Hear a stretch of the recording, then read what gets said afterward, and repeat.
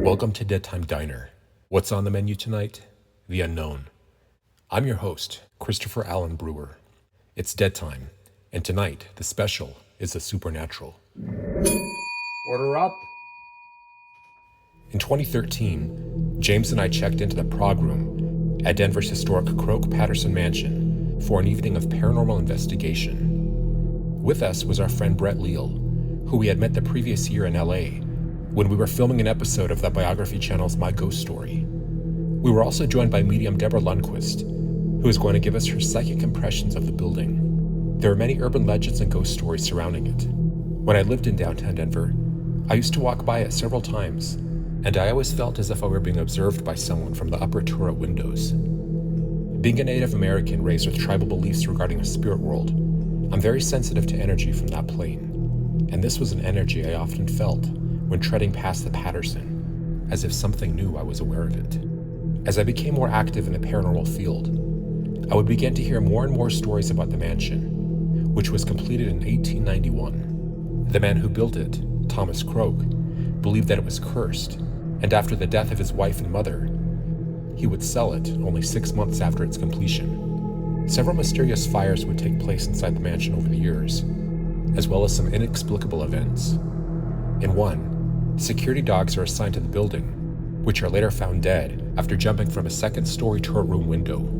In another, a distraught mother buries her dead baby in the mansion, whose cries are still heard long after its death.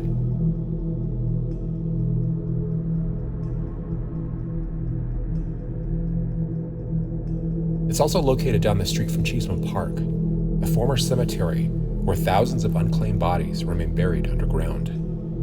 And the red sandstone the mansion was constructed from came from a quarry near a cave, which the Utes believed housed an entrance to the underworld. And other buildings constructed with the same red sandstone from that quarry would also be fraught with supernatural occurrences. So during our stay, I sat inside that second-story tour room, the one from which I always felt someone observing me. It was the room where something had frightened the dogs so much that they had jumped to their deaths. Attempting to make contact with any spirit animals, I began recording an EVP session when I captured the sounds of a dog barking. We're in the tour room at the Croke-Patterson mansion. About 112 now. Here, boy. Go get it. Later, when James was standing in front of the hole in the brick wall where the dead baby was supposedly buried, he reported that something was touching him. I took a photo and was surprised to see what looked like a ghostly arm touching his right shoulder. We all decided to take a walk up East 11th Street, which leads straight to Cheeseman Park. We were told that some of the people who had died at the mansion had been buried here, as only their tombstones were removed when this area became a park. Were their spirits restless, and were they still haunting the mansion? While there, I happened to photograph a strange pink light. After returning to the mansion, this same pink light appeared in 2 more photos, with 2 different cameras, taken in front of a large, ground floor mirror, which was said to act as a spirit portal.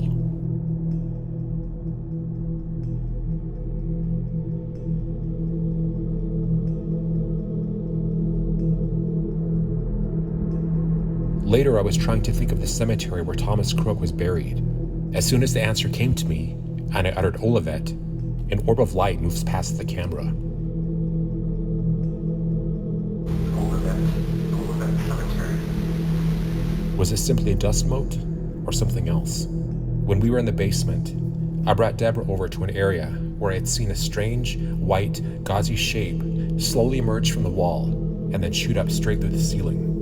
It wouldn't be the last time I saw it, for toward the end of the evening, our friend Brett happened to be recording me with the infrared camera when he captured a strange occurrence on film. As I stand in the darkness of a hallway, attempting to make contact with those responsible for the hauntings, that strange, gauzy shape, 2 of them, can be seen hovering above the floor. One moves through the door to my right, while the other hovers in front of me. A moment later, the light turns on in the room behind the door, although no one was inside, while that strange, gauzy form continues to hover in front of me before disappearing through the ceiling.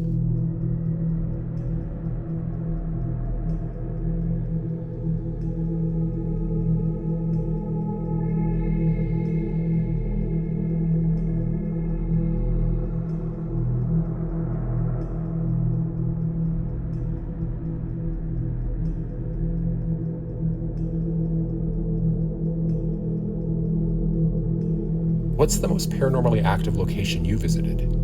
Tell us in the comments. Please like and subscribe, and see you in the diner next time. Thanks for watching.